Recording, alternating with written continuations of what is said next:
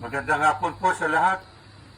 Isang magandang pagkakataon na masasabi ko na isang magandang araw ito.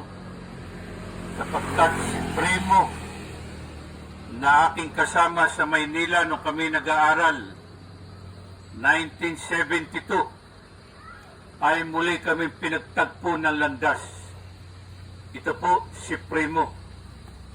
At ngayon po, ang gawain ni Primo, anong ginagawa mo, Primo? Ilakas mo. Magtulak ng ice cream. Nagtitinda po siya ng mga ice cream. Ikaw ba may asawa na, Primo? Wala. Wala na po. Nanatili siyang binata. Salamat sa araw na ito.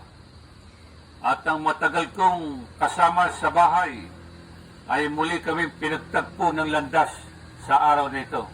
Salamat, Primo.